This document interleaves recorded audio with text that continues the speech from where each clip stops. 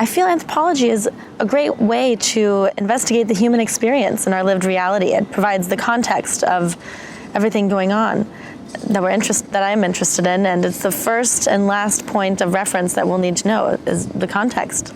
My name is Moran, and the title of my project is Debt, Shame, and Patriarchy: Why Some Women Fail to Benefit from Microcredit Self-Help Groups in Rural West India.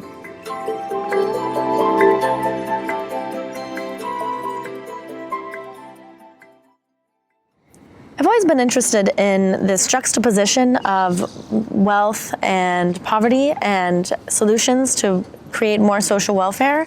And I think anthropology is also great for its applied aspects, and you can really use what you learn through academic investigations to create real solutions. So a problem I'm very invested in is the feminization of poverty. So in places where we see miraculous economic growth stories, such as India, we also see a lot of negative social welfare outcomes, and that burden is disproportionately borne by women in many cases. So I became interested in what are some of the solutions in the outreach programs that already exist.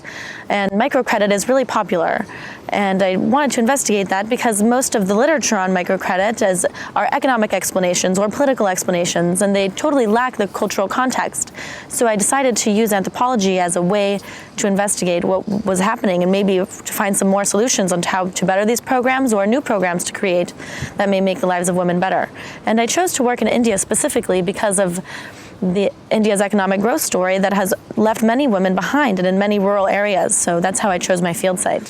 When I reflect on my fieldwork, my favorite memory is riding on the back of my host mother's scooter. She's the only woman in her village to ride a scooter, and she works with the NGO Bharata Devi that I did my field work with, and she would drive me on her scooter to all of my interview appointments or to any of the self-help group meetings that I would go to, and the feeling of the wind just blowing through both of our hair on the scooter and seeing all of the people in the village wave to us as we drove by, and how revered she was in the village and how well connected she was everywhere. And the landscape of the place I worked in was absolutely beautiful. So riding on the back of my host mom's scooter is my favorite thing. From this project, I learned two critical things that will help me in any other aspect of my life or in any other job that I may have. And those two things are flexibility and how to manage a project.